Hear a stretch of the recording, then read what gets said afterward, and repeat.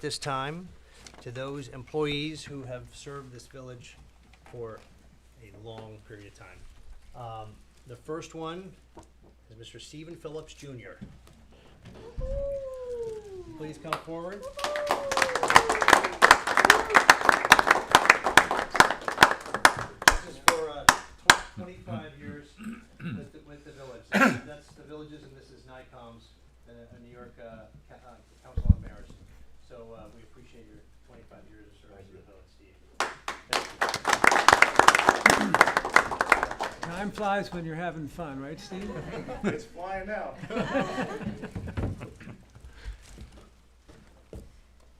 And this one is to Mary Ann Wright. Steve, are you going to accept on her behalf? Sure. All right. There you go. 25 years. Okay, next one. We got two more. Next one is for David Dorchek. Sorry, David. Police Department, 25 years. Dave, congratulations. Thank you very much. Yeah, thank you for being here. Thank you. Congratulations. Thank you. You guys started the same year. Did you start the same year? And the last one is for Detective Bernard Ravinsky, who is not here, but the chief is going to accept on his behalf. May I ask if you take a picture with everyone? Sure, Yes, we take one absolutely. quick picture with Let's do a everyone. picture Please. with the recipients. Mary Ann and Bernie are not going to be able to be here, but it's okay. We'll just have you guys. Come on, get up, chief.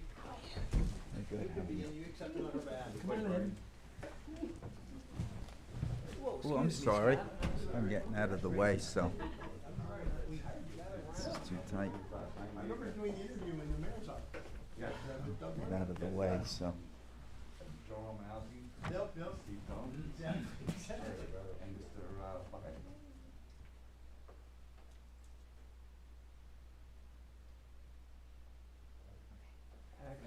All right, thank you. Thank you. Congratulations, man.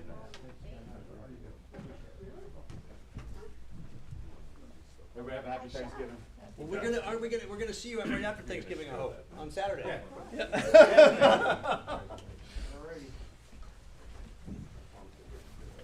All right. Thank you for that. We'll go to board presentations next, and first we will call on Julie Kudrup, our treasurer, to give the treasurer's report. Julie, please come forward. Hi, good evening. Evening. So, I'll jump right into it. We are going to be reviewing the fiscal year end May 31st, 2025, as of November 20th, 2024. Our revenues, our adopted budget was $35,870,595. So far received as of November 20th is $33,983,337. Can I Our- ask a quick question? The property taxes are virtually all in? Yes, we're tracking roughly around the way we were last year as well. Okay, thank you. Yep. Building permits, we budgeted $1,650,000. Collected as of November 20th is 1.7 million. And just so people know, how much more of the fiscal year do we have left? We're half. We're halfway. So we're through. halfway through, and we've Mhm. already made one, we've almost made what we projected. Yes. Oh, that's excellent. Yes. This is good news. Yes, very good news.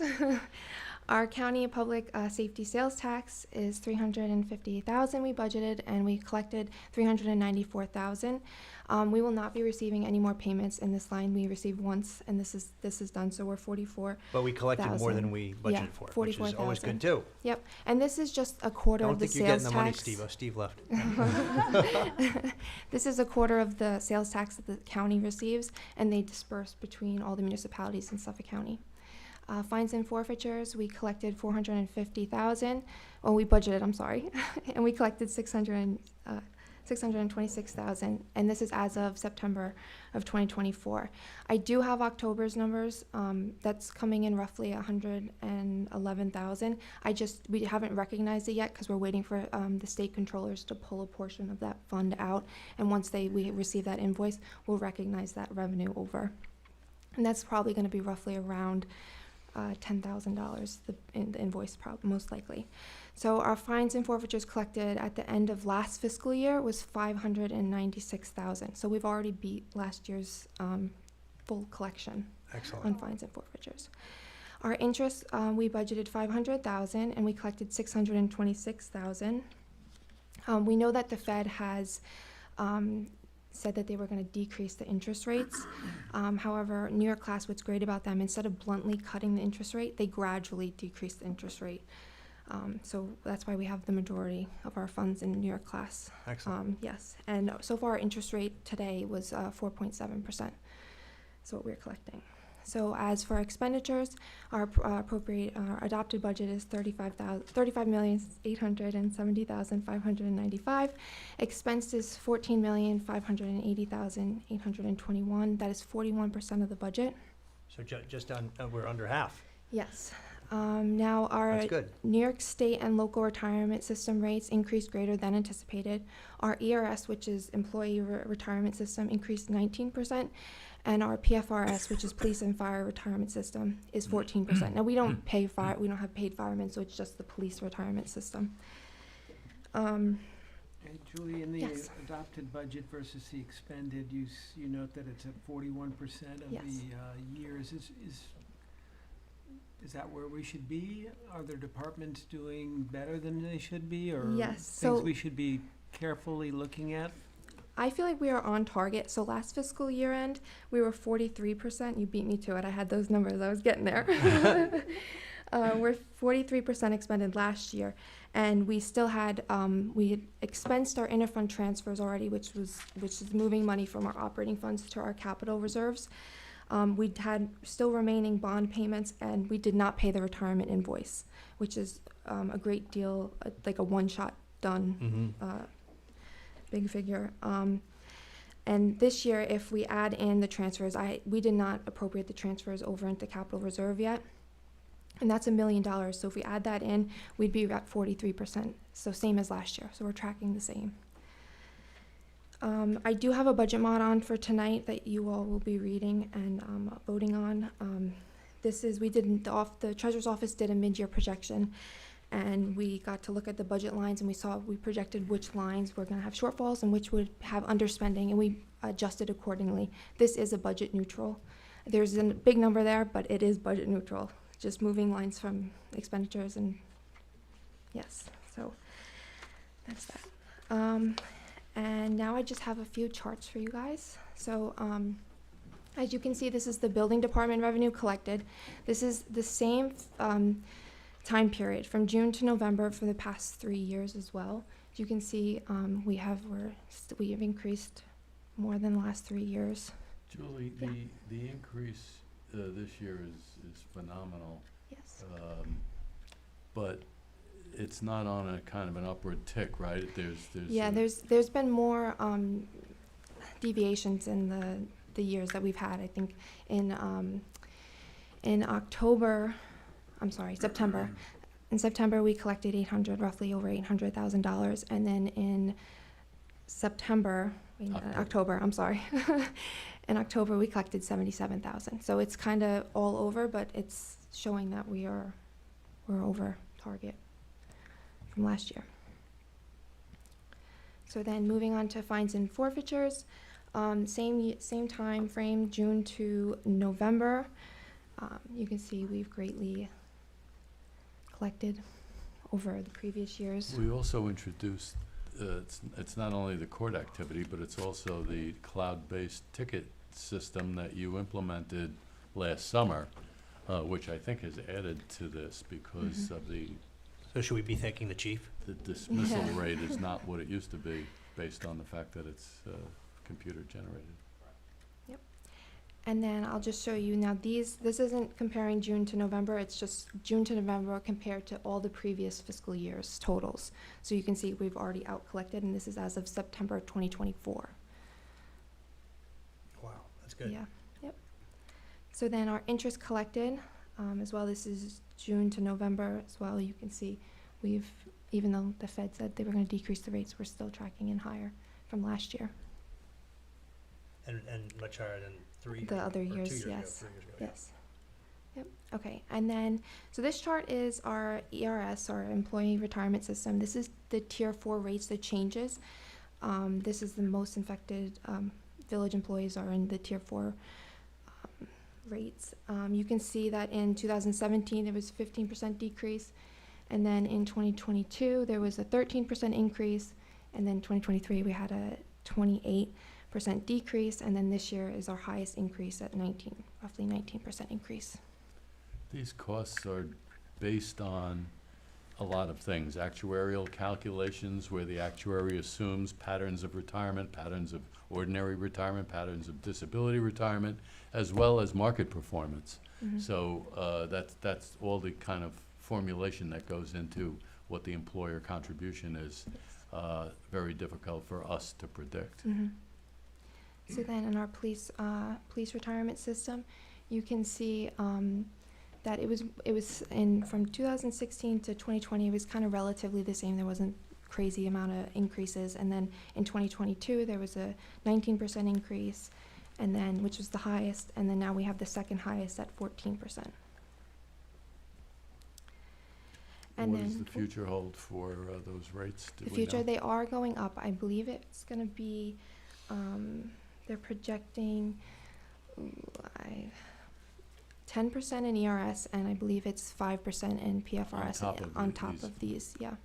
Yep, so we're tracking upwards next year. So then just other items, we're expecting our auditor's financial statements to be completed in January, and budget preparations will commence for 2025-2026 fiscal year in January as well. So that's it. Excellent. Thank you, Julie, very Yeah, much. of Thank course. you. Appreciate it. All right, this next board presentation will be End by Organic, presented by Frank Piccinini and Marshall Brown. Here's the slide deck that I had prepared. I sent it over to the clerk in the morning. Well, yeah, I don't think, Graphs and models that I- could be of some use. Did you?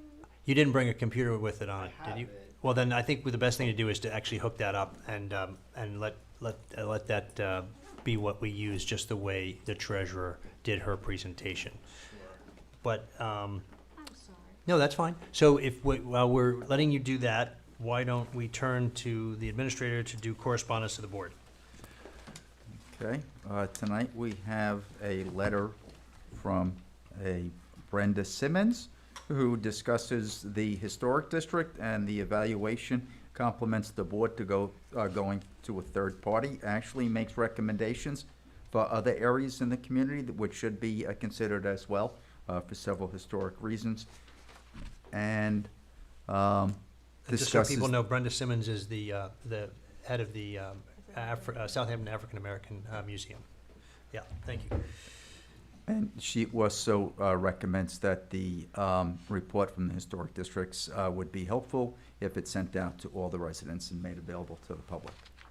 Very good, thank you. And the other correspondence? We have a correspondence from Jay Fitzpatrick, who discusses the South Tower presentation and the proposed tower from Diamond Edge, and makes recommendations for a tower that he envisions as being preferable to him.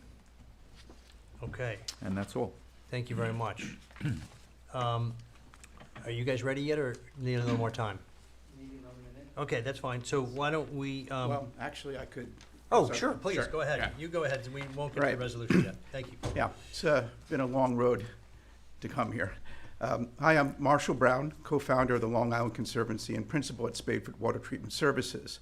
We are very grateful for the opportunity to present what to me is the most consequential innovation I've seen in the last 25 years. I brought public Wi-Fi to New York City's major parks, and before that worked with dozens of tech startups and with Fortune 500 companies. In End by Organic, we have in our hands a major breakthrough in how we address our sick lakes and ponds and how we manage our wastewater. In 2012, I returned to Long Island after 40 years and attended my Sayville High School reunion. Right there and then, Save the Great South Bay was created. Our bay had died. In the aftermath of Sandy, 10 weeks after the reunion, we grew to over 15,000 members. In 2015, I was fortunate enough to meet Frank and put them on the board. We started the Creek Defender and the Bay Friendly Yards programs. I've been focused on septic tank issues and helped bring in IBM Smart Cities to work with Suffolk County on a way forward. But Frank taught me that one thing we had to consider was the importance of native plants in all this, their long roots filtering the water before it reached any one of the 50 creeks and streams that fed the bay. I came to realize that our bay was a symptom. It was the mainland that was sick. From that, in September 2021, the Long Island Conservancy was founded, along with Spadefoot Design and Construction. Our mission, to restore habitat throughout Long Island.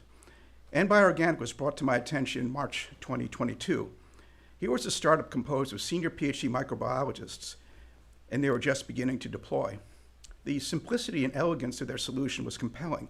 What if nature, in the form of microbiology grown on site and in volume, could rebalance our waters? What if soil microbes lost through deforestation could be reintroduced so that the excess nutrients in the water and crucially in the sediment could be digested away? I asked the scientists what their biggest challenge was. They said, people think it's too good to be true. So then I took a camera crew to Nashville, Tennessee to visit a lagoon they were treating, and to rural Pennsylvania to visit a sewage treatment plant. I'd read all the white papers. I felt convinced, but seeing is indeed believing. Now with the Sands Point Pond project, we are seeing some spectacular results. Imagine the equivalent of 120 dump trucks of sediment being digested away as nitrogen and carbon dioxide gas in 3 short months. We are infusing 1,500 gallons a day of microbiology into a 1-acre pond. The sheer volume, along with the right strains of bacilli, make it all possible.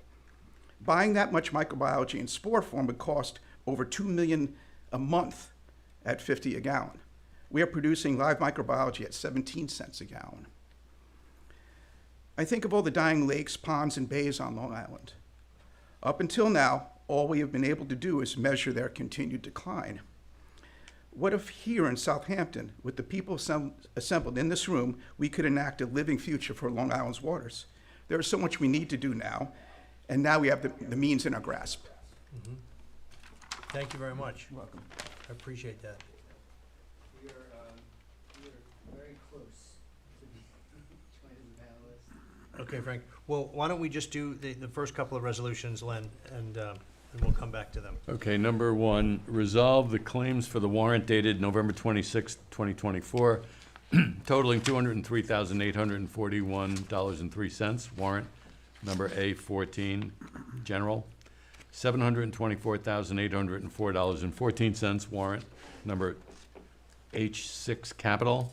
And $999.60. Warrant number T11, trust, are audited and approved, and I make the motion. I'll second. All in favor? Aye. Any opposed? Okay, thank you. Number 2, resolve the reading of the minutes for the October 2024 Board of Trustee meetings are dispensed, accepted as filed by the village clerk, and the actions taken at those meetings are hereby ratified and approved. And I'll make that motion. Second. All in favor? Aye. Anyone opposed? Okay. Number 3, whereas the Board of Trustees of the Village of Southampton has determined that this proposed local law is considered a type 2 under 6 New York Code of Rules and Regs, Part 617.5C8 and Paragraph 33, provisions of the New York State Environmental Quality Review Act, and that no further review under SECRA is necessary. Now therefore be it resolved that the Village Board hereby directs that a public hearing shall be held as a hybrid in-person Zoom meeting on December 12th, 2024 at 6 p.m. at the Village Meeting Room at the Southampton Village Hall, located at 23 Main Street, Southampton, New York, 11968, to hear any and all persons either for or against a proposed local law entitled A Local Law Amending Chapter 78 Nuisance of the Southampton Village Code by clarifying the previously adopted code intended to ban the use of gas leaf blowers within the Village of Southampton. That's your motion. This is going to be a public hearing. Several years ago, the village adopted a progressive ban on gas leaf blowers within the village. So in the beginning, you were able to use it for less and less time each year until this year. Starting in October, the intention of the law was that they would be banned completely. Now that we're at that point, we're just amending the law to make it clear to anybody picking up the code without all the prior info in it. So they'll just see that there's no gas leaf blowers permitted within the village. That's your motion. All right, I'll make the motion. I'll second. All in favor? Aye. Any opposed? Okay, thank you. Are you guys ready? All right, we're going to turn to Frank now. Thank you. Okay, thanks for your patience. Mayor Manger, the Board of Trustees, my name is Frank Piccinini. Really appreciate the opportunity to present this evening. So just get right into it. So why are our waters dying? It's really just this overload of sediment. It's eutrophication, right? This is a symptom of land use, right? It's our wastewater. It's, nitrogen is just literally falling out of the sky, nitrogen deposition, and landing in our waters, and also our stormwater. And so these excessive buildup of sediment leads to cyanobacteria blooms, and these harmful algal blooms which have these cyanotoxins associated with them. So you're all nodding your head, and I know that this is a huge issue for you folks, so I'm not going to spend a ton of time on this, but this is truly a ubiquitous issue, not just in the village of Southampton, but across really the globe. So we think that automated bioremediation is really going to be a game changer here. And so essentially what we're doing is taking indigenous microbiology, species that are in our water column, they're in our air, they can be cultured from inside the human body. They're everywhere. They're just not there in enough numbers to really do, to be able to chew away at this nitrogen the way they need to be. So why hasn't it been done before? Well, it has actually. Bioaugmentation and bioremediation has been a science, really since the 60s. And so we found out a long time ago that certain consortium of bacteria, such as Bacillus and Pseudomonas, these are just common ubiquitous soil bacteria, they do a really good job at eating away at organic matter. The issue is, and Marshall alluded to this, is just the scale at which it happens.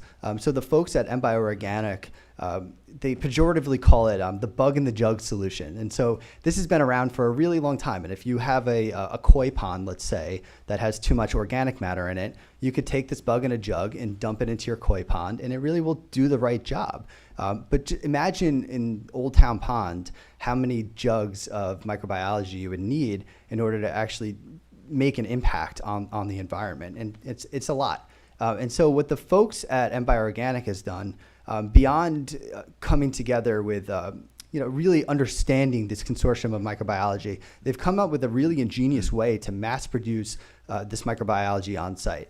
And so essentially what they're doing is we pull the water out from the pond, we put it through a pasteurizer, right? We kind of kill all the competing microbiology, and what's left is the organic matter in a tank. And then we literally, an IV bag, we drip a couple drips of microbiology into the tank, and then in 20 minutes, you have effectively 20 gallons of microbiology. And so the unit puts out about 1,500 gallons of microbiology a day. So just to kind of understand that's like, one of these like oil trucks that might deliver oil to your house. Every single day we're backing that up into the pond. And every 20 minutes they're doubling. So they really can grow quick. And so it's fully monitored and remotely managed, right? So we have an onboard computer. We're always watching the pumps, and occasionally have to send our field technicians out to kind of troubleshoot and whatnot. But we're watching this in real time. We have a unit out at Sands Point, and I'll show you some results right now. Sands Point Preserve up in north of Manhasset on Long Island, and it's the thing has already put out like 400 cycles at 200 gallons a cycle. So, we're talking about, comparative to the bug in the jug type solutions, we're talking about like millions of dollars worth of microbiology imported into the system. And the system is really responding favorably.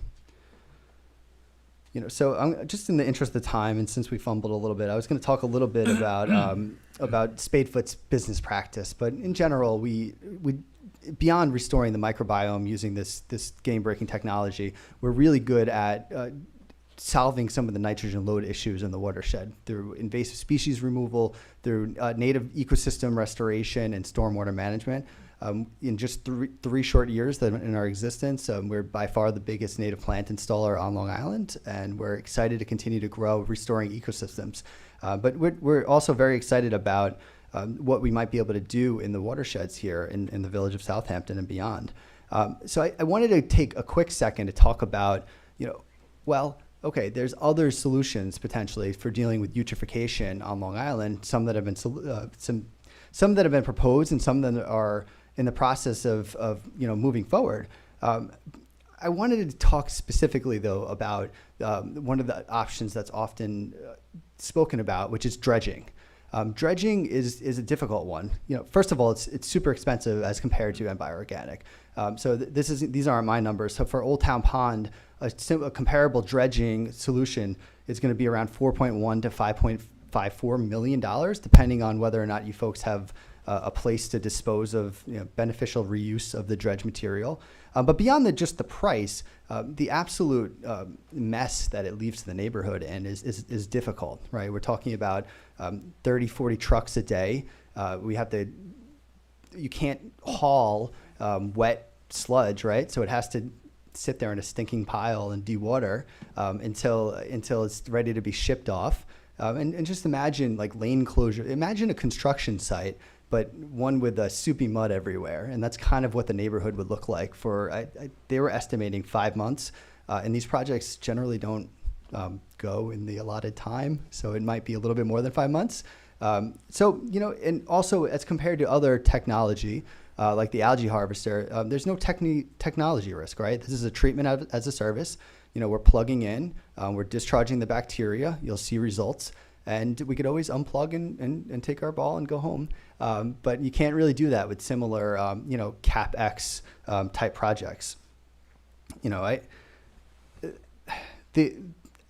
wanted to also address quickly the algae harvester, and I do believe that it's a good thing to think about. But to me, it's you're really skimming the algae off the top of the pond, right? I want to leave the leaves. I heard about I really appreciate this leaf blower ban that you folks are talking about. But the analogy that I kind of think of when it comes to the algae harvester is like if you don't want leaves on your lawn, you can keep raking them away. But unless you get rid of the trees, which we certainly shouldn't be doing, you're still going to have leaves on the lawn. So similarly, the algae harvester will skim some of the algae off, and with it, like within the body of the algae, nitrogen will come out as well. But it doesn't deal with the sediment, which is really, so every single year there'll be harmful algal blooms and you'll have to continue to remove this algae. So it's safer and it works. I can hand this slide deck out. I will say again, though, that these are ubiquitous indigenous soil bacteria, non-pathogenic, and again, these are probiotics. You can culture it from your intestines, right? Like they're inside of us. They're in the air we breathe. Just a quick question. Sure thing. If the bacteria like nitrogen so much that they just grow and are really into eating it, why isn't that happening? Why aren't they growing and eating it now? Yeah, that's a really good question. It's because they're outcompeted by other microbes like cyanobacteria.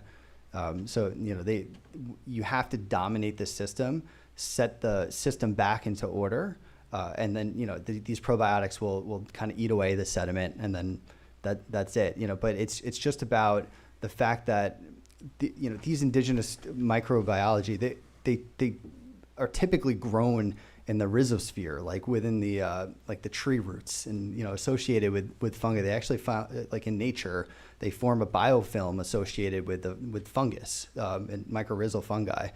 Basically, this ecological function, unfortunately, doesn't exist around a lot of the water bodies, and certainly not around Old Town Pond. It's mostly lawn, up to the edge of the pond for the most part. So we in nature, every time it rains, you would get a pulse of nitrogen, but you'd also get a pulse of these indigenous microbiology, and it just doesn't exist anymore. So there, not to get you off target, but one other question. So there's a balance in nature, and we know that. Sure. And if you screw up by men changing the balance, things can kind of have unintended consequences. Now, if they got a much different scale, let's just say, and I'm just making this up, you decided there were too many cobras in India, so you introduce a lot of mongooses. Pretty soon you're not going to have any cobras, but you'll have a hell of a lot of mongooses. So by the same thing, if you're going to mass produce millions of this bacteria that aren't there, initially you might say, oh, this is great, they're eating all the bad stuff. But is there a danger that the balance tips, Yeah. if you get where I'm going with this? No, it's a great question. And so the answer is no. What happens when they run out of the fuel, they go into a spore state. They sporulate, and they kind of just sit there and wait for some more of our sewage or, wastewater or our, stormwater coming in to feed them. They pop back up, they emerge, and they'll work on it. And we've seen, in other locations, the wildlife has responded very favorably to this. And again, these indigenous bacteria are there. They're already in there. So I understand what you mean about unintended consequences.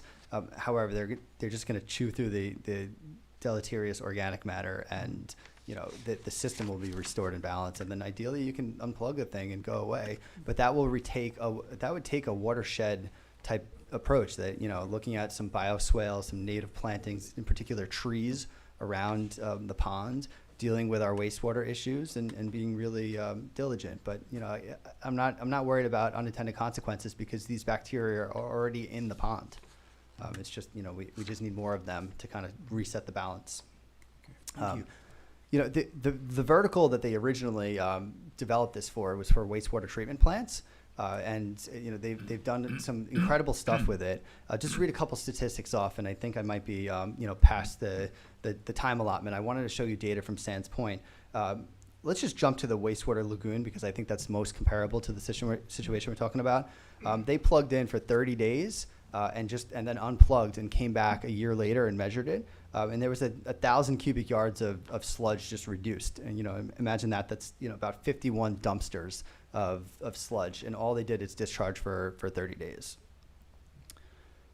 This is in Tennessee State University. The microbiology will actually eat the microcystin as well. So all of the harmful algal bloom byproducts will also get digested by the bacteria. These are just organic matter.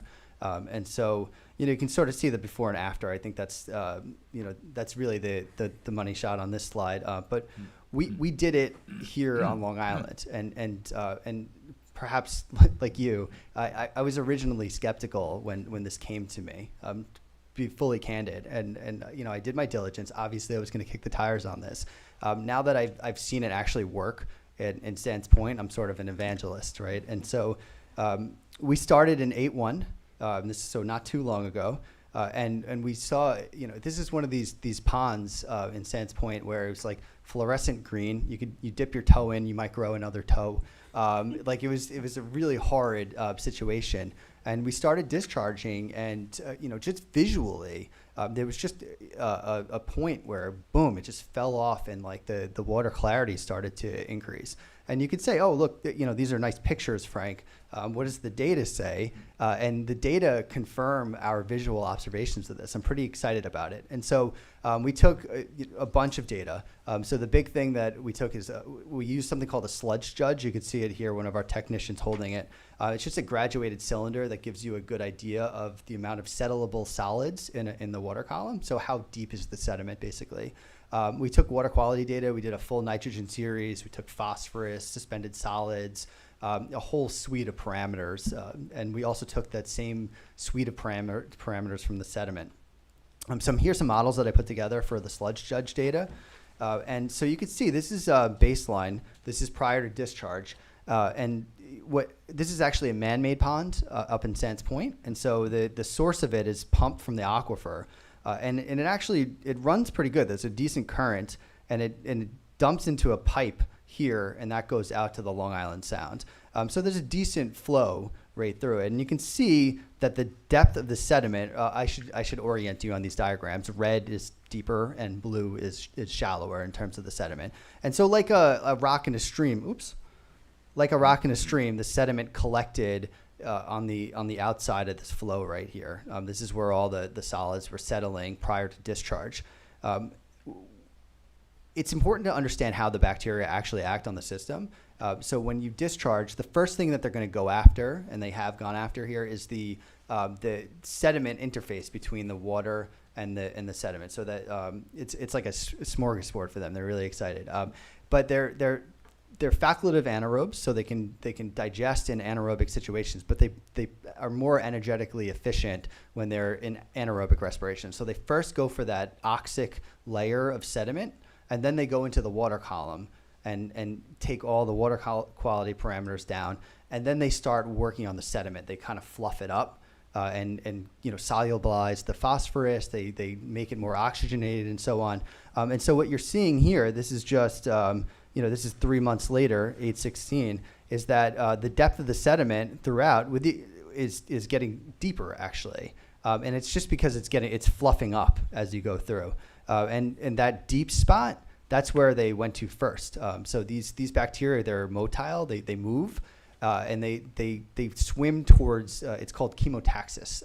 They swim towards the chemical gradient. So, they saw this big, yummy chunk of sediment here and swam right after it. And incredibly, the bacteria talk to each other through a mechanism called quorum sensing. So it's pretty crazy. But basically, they went after the thick layer of sediment first. They started fluffing everything up. And then, this is 11-1, and you can see that the sediment depth, it is really, other than like right on the way out, the sediment depth is going way down. And so if you take an average of all of our data points, it's about 1,400 cubic yards of sediment chewed away out of the system in just 90 days without trucks or draining and disruption to the community. And here's what the water quality looks like.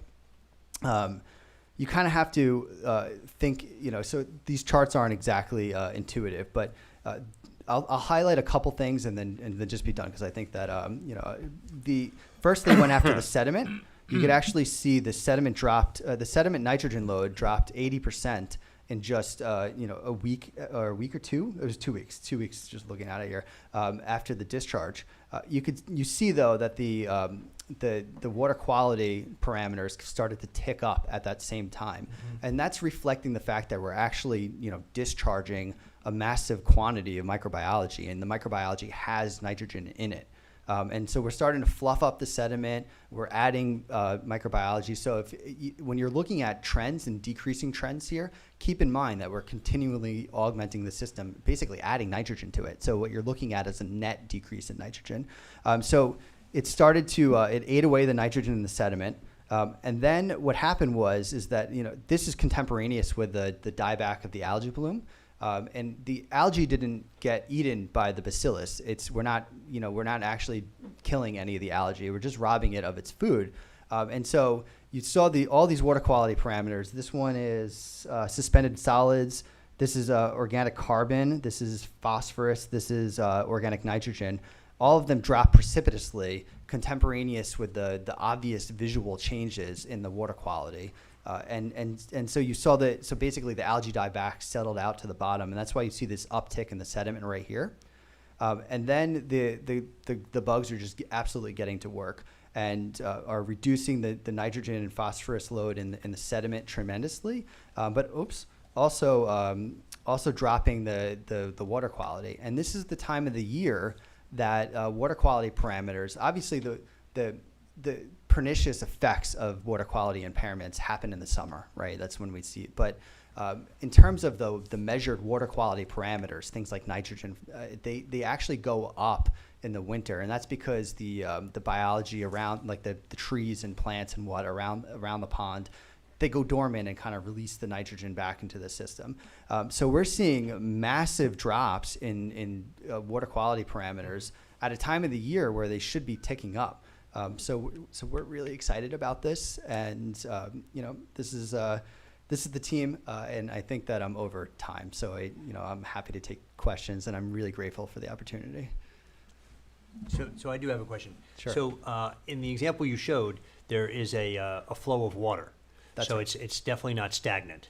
Correct. And so Old Town Pond does not have a constant flow going through it. Right. So I just want to know if the two are equatable, because again, I to my mind, again, if you have a constant flow, you're able to sort of flush stuff out and things like that. Whereas if it's just stagnant, it might not be the same effect in our pond as opposed to the pond that you showed that's a man-made with a constant flow coming in from a pump and then going out into the sound. Sure. Yeah, that makes a lot of sense. Actually, I think that was a detriment to the progress that we were making at Sands Point because, of course, some of the, this phosphorus, for example, might flow downstream and out, however, you're also taking with it a ton of the microbiology. So in a closed system like Old Town Pond, all of that will just stick and they have no choice but to kind of just work on the sediment after they deal with the water quality issues. And I do think it's important to kind of point out with Old Town Pond, I know there's been some trouble with beach closures in particular. And given the fact that after they deal with that oxic layer of sediment, they'll go right after the water quality. I would say, if we started discharging now, by next year, we'd have some healthy water and not have to worry about the beach closures. And that's a pretty bold statement to be made. However, just after watching what I saw in Sands Point, I'm up here making those statements. Okay, might need that in writing. No, go.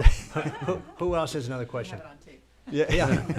Yeah. Could you tell us a little bit about Old Town Pond and what your numbers are and what your approach would be? Like the and pricing of the pricing, yeah. time, et cetera. Yeah. So the proposal that we proposed was I want to say it was like $377,000 for a 2-year contract, which included a very rigorous sampling regime, so we can specifically monitor the impact of the work that we're doing. What it would look like, it's really, I mean, you can see it in this slide right here. I mean, we kind of hit it in the back. It's a trailer, right? And so like the actual microbial generator has the form factor of like a freezer you would put in your fridge, in your garage rather, and then there's like a step up tank. In other places, they've done this mostly in Canada. It's a Canadian company. They've built like temporary structures, but either way, for Old Town Pond, I was planning on just planting out around it with some nice bayberries and whatnot. So you wouldn't really see it. We would have a network of emitters throughout the pond, and so it's just basically you could think of it as a giant like drip irrigation system, more or less. It's just some pipes, and it's 18 inches below the surface. So we have, we'll have like literally black pool noodles and bricks to kind of maintain that proper buoyancy. But you won't really be able to see it working, other than you'll see either a trailer or like a temporary structure with some pipes coming out of it. Is there noise?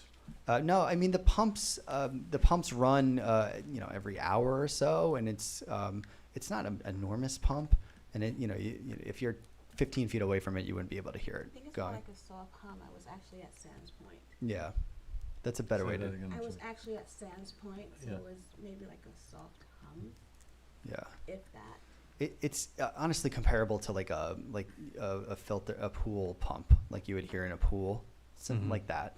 Mm-hmm. I think I answered your question. You did. Okay, Thank you. Okay, sure, thanks. Ed, do you have any questions? So, What? I mean, so are you saying that there's like 10 feet thick of sediment at the bottom of the pond, and you put the bacteria in, and I gotta say, I think you're just making this all up. I mean, you got these bacteria going around dancing and working out and eating. I mean, it's crazy, but it sounds Yeah. amazing. Anyway, so you've got 10 feet of sediment, and after they've been in there, it's only gonna be 8 feet? I mean, So- slowly the sediment will be eaten, and where does it go? It just disappears? I mean, where does it go? Well, it volatilizes. It goes into the atmosphere, and so So when they eat it, it's not like they're eating it and it just sort of becomes waste product that stays there. It actually goes away? I mean, it Correct. seems amazing to me. It's same, yeah. We need to And raise so, Sands Point. so first of all, according to the RU report, I haven't done any assessment on our own, but I think it was like 1 to 2 feet of sediment, depending on where you are in Old Town Pond. And it's chewed away in 90 days at Sands Point. It's chewed away like I think it was like 1.6 inches of the sediment. And these critters are pretty amazing. They simultaneously do denitrification and nitrification.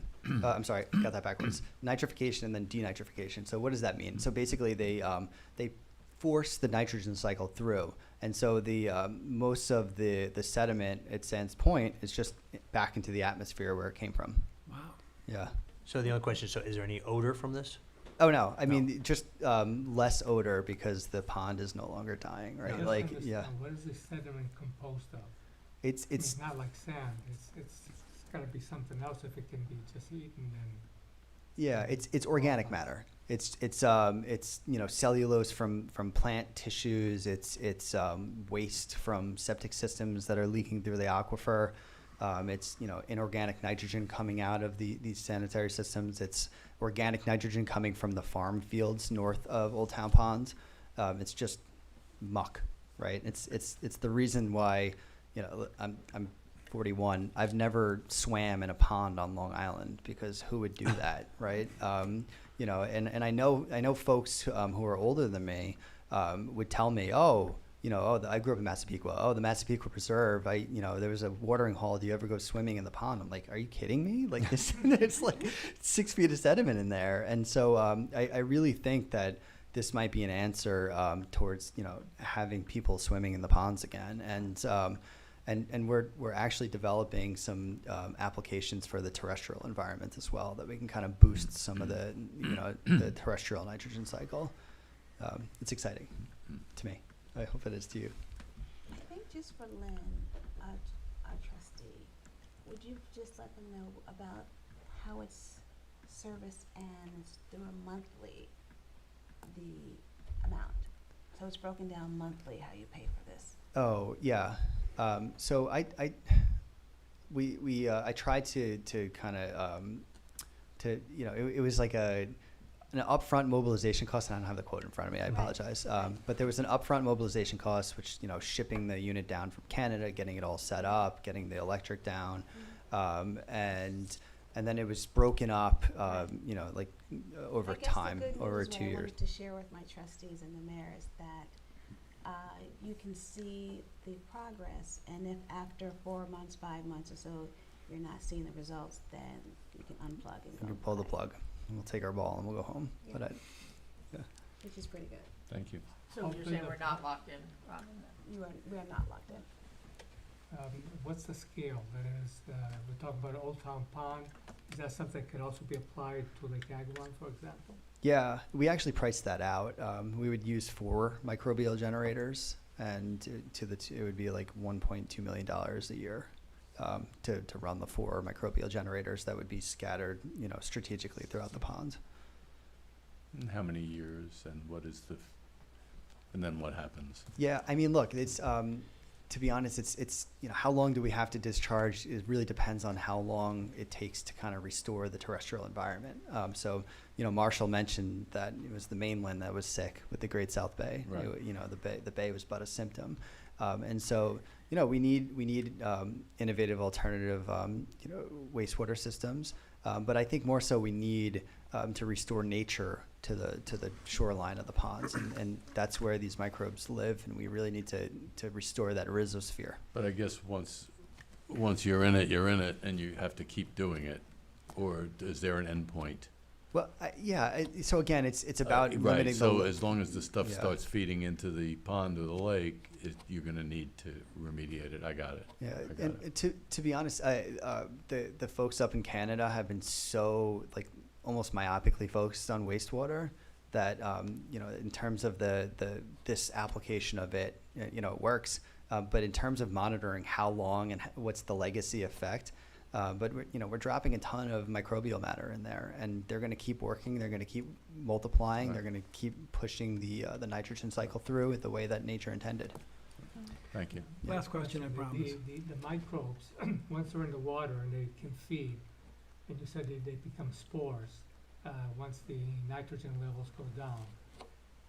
As the pond keeps on receiving from external sources nitrogen, those Yeah. microbes are still there all the time, so Ye- you don't need to be continually feeding, right? Yeah, but you know, to Trustee Stevenson's point, we really have to kind of dominate that system. So it depends on the load and how quickly we act to reduce that load.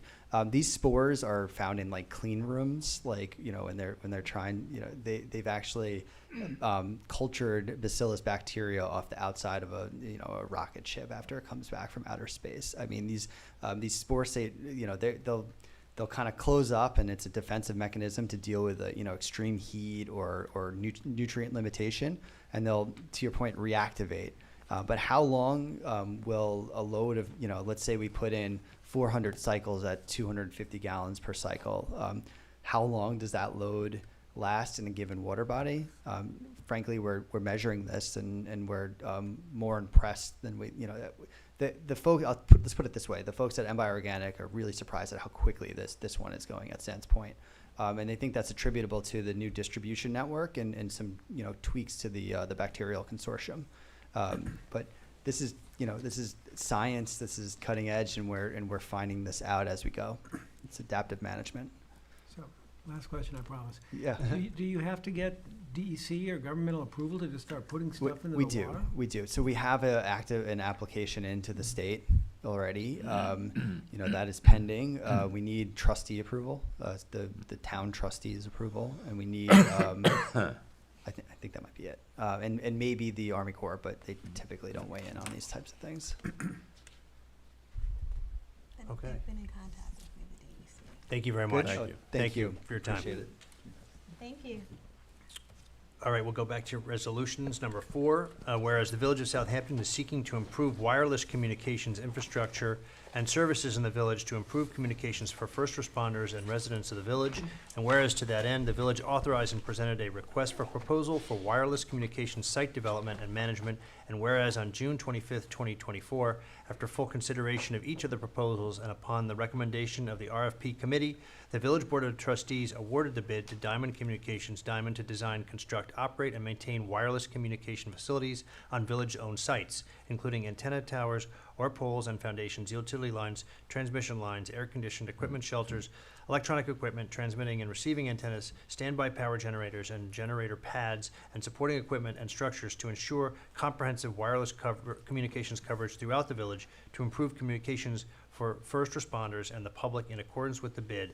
And whereas the village and Diamond have agreed upon a location for the proposed wireless facility, that being the Windmill Lane Firehouse property, now therefore be it resolved, the Board of Trustees authorizes the mayor to execute a contract and/or lease with Diamond Communications, as well as any other documents necessary to complete this project, subject to the approval of the village attorney. I will make the motion. I will second it.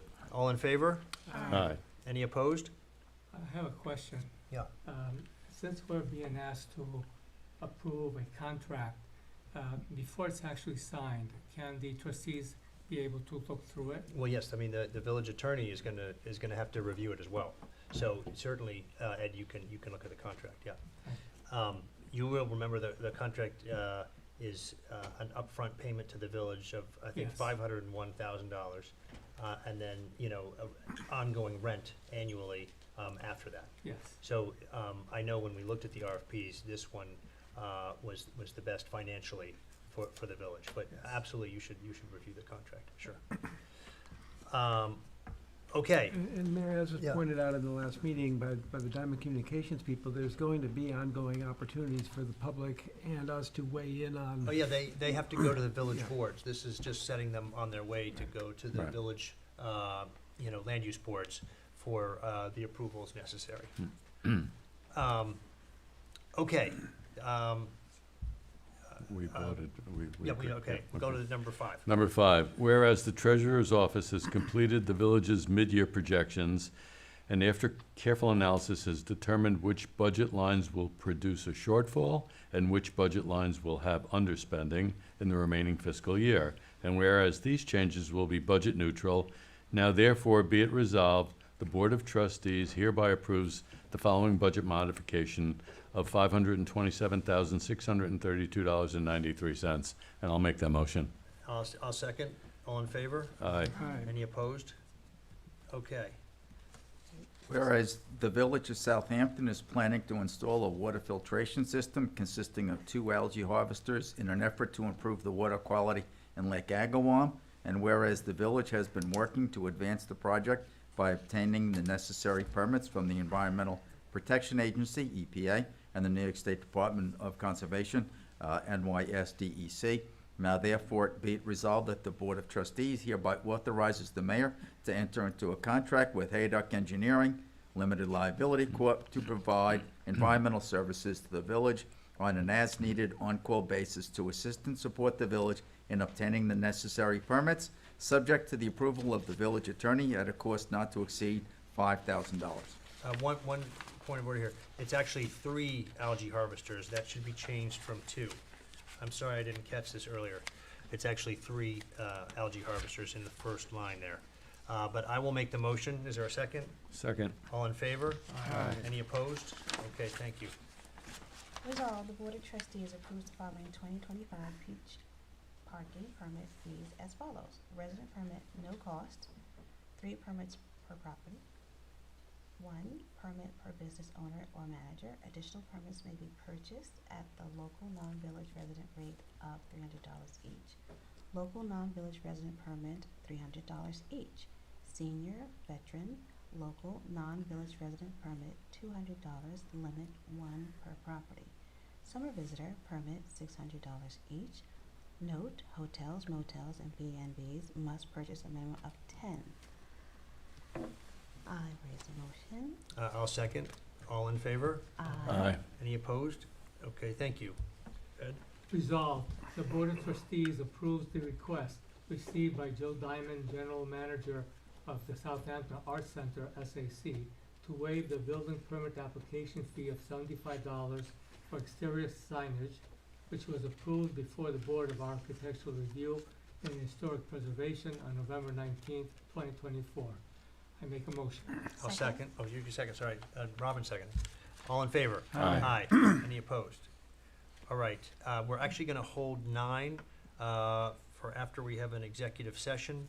So at this time, I'd like to go to number 10. Scott?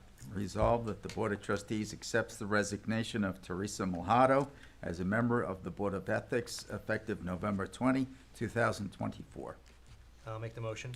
Second. All in favor? Aye. Any opposed? Okay. Resolved, the Board of Trustees accepts the letter of resignation from Danielle Gleason as a crossing guard of the Southampton Village Police Department effective November 19th, 2024. I make a motion.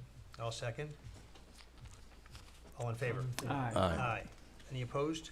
Okay, we can go into executive session, or we can do comments from board members. What would you like to do first? Executive. All right, then we are gonna go into executive session for discussing some legal contractual matters, and we will come out and go back to resolution number 9, and then have comments from board members. But at this time, I'll have to excuse those in the meeting room for us to go into executive session. Please. The village board is coming out of executive session, and we are going to take action at this time. I'm going to turn to Trustee Stevenson. Returning to Resolution 9, whereas employee number 4869 is employed by the Village of Southampton as a public safety dispatcher, and whereas the village preferred disciplinary charges against employee number 4869 on October 22nd, 2024, and whereas employee number 4869 has indicated his intention to resign from the village's employment for personal reasons and to pursue other employment opportunities, and whereas the village has reached a settlement agreement with employee number 4869 regarding the terms of his resignation, now therefore be it resolved that Mayor William Manger Jr. is hereby authorized to execute a stipulation of settlement and general release regarding employee number 4869's separation from the village's employment. So moved. I'll second. All in favor? Aye. Any opposed? Okay, thank you all very much. Now we'll go to comments from board members, and we will start with Trustee Brown. Thank you, Mr. Mayor. I just want to wish everyone a pleasant and safe and joyous holiday. Thank you. Excellent. Trustee Simeoni. Thanksgiving is a time to not only give thanks for what we have, but to also reflect on those who do not have. Just this past Friday, I attended a benefit for Marines Haven, whose mission is to provide shelters for the homeless, those around us who are invisible in our day-to-day. I was impressed by the dedication of the executive director, Daniel O'Shea, who is involved in this mission full-time. Of course, I have made a donation to this cause from the Simeone Community Benefit Fund that I have established, funded by my trustee salary. I have also made donations to date to the Southampton Cultural Center, the Southampton Art Center, Rogers Memorial Library. By year's end, I intend to make more donations to the Heart of the Hamptons, 2024 Christmas Decorations Committee, Amaryllis Farms Equine Rescue. This last one, Amaryllis Farm Equine Rescue, has a singular mission. Located on a family farm in Southampton, Christine Barrett DiStefano and Rachel DiStefano are dedicated to rescuing horses that are destined to the slaughterhouse once their useful commercial life has ended, or horses that are mistreated or abandoned and need a home.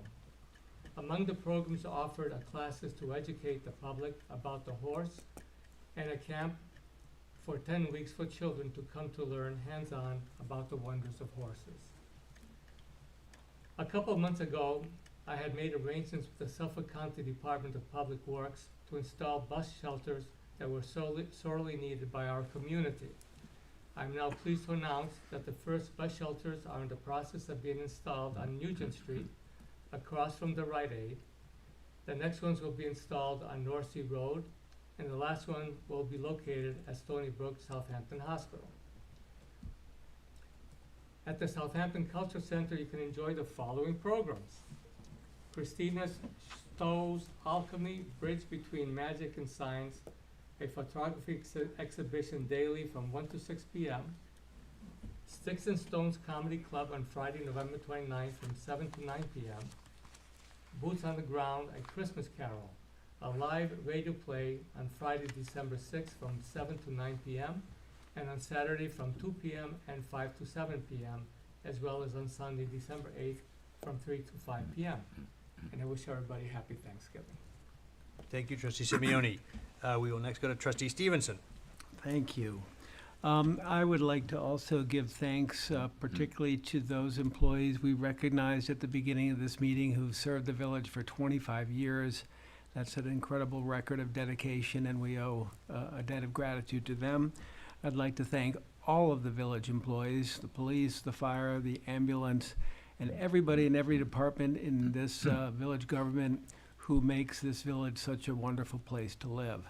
Personally, I'd like to thank my family, and of course, most of all, the person upstairs who has given me so many blessings in my life.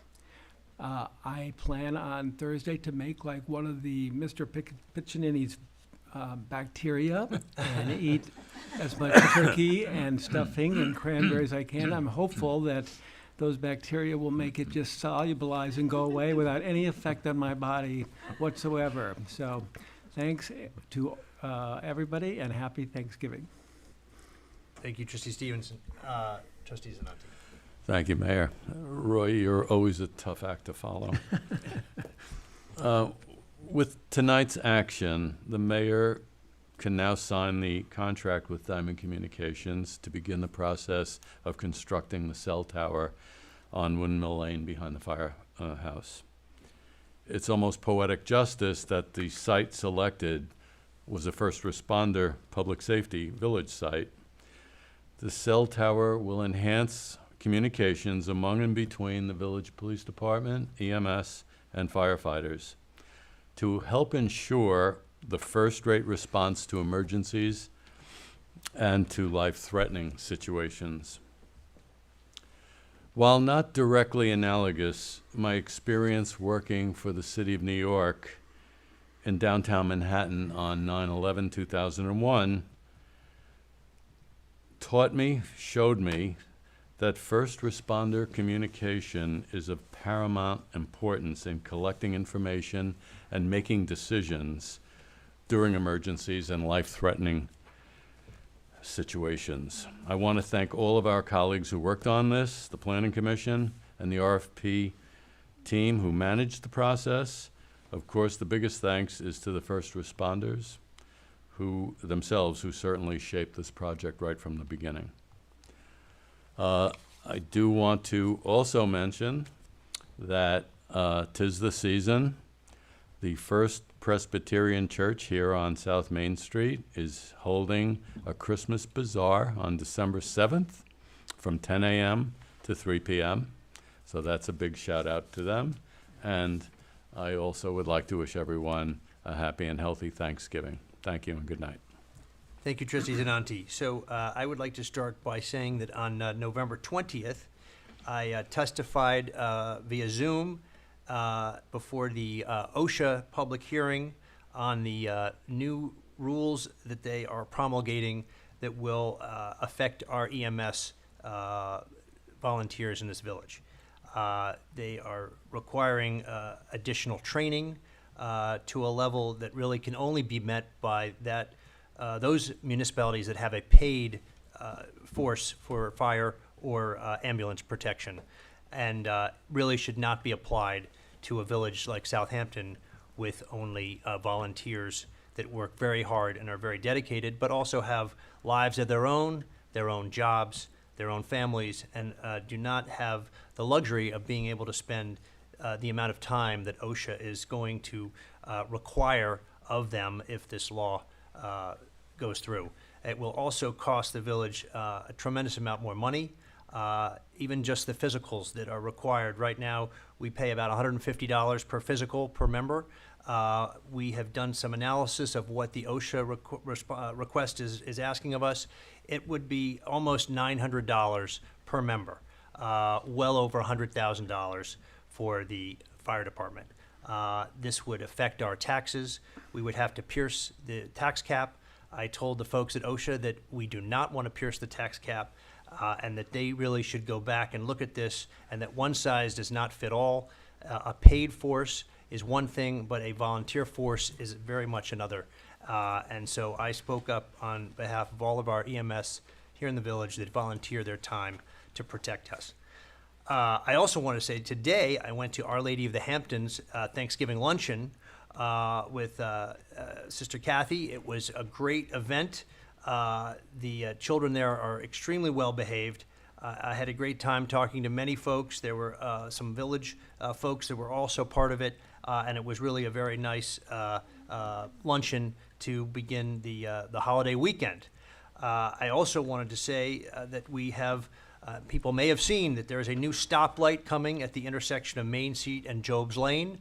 The cement has been curing for almost a month, and in early December, Hink will come back to install the antique streetlight, stoplight at that intersection. It will also include walk and don't walk signs so that people, especially visitors to our village, know when they should be walking out into that very busy intersection, Job's Lane, Main Street, South Main, and Meeting House Lane.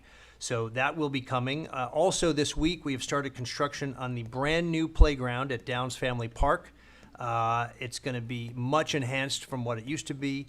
I know it's not the best time to be opening a new playground, but I assure you when the weather gets a little warmer, people will enjoy going up and seeing all the new equipment and the lifelike turf that we're putting down as the material on the ground, which is very safe and has again a sub basis that makes it so that you can fall down on it and not get injured.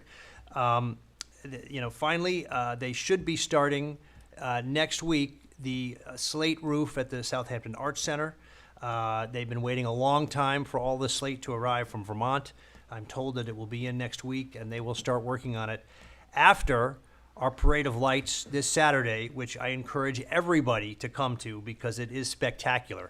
It's going to kick off at 4:30 with all of the fire trucks from, again, everywhere from Riverhead to Montauk is going to be here, along with thousands of people. We will end up in Agawam Park with the tree lighting. So I want to thank the Southampton Christmas Decorations Committee, Andrew Polaro, Mark Parrish, and all the work and effort they put in to put this together.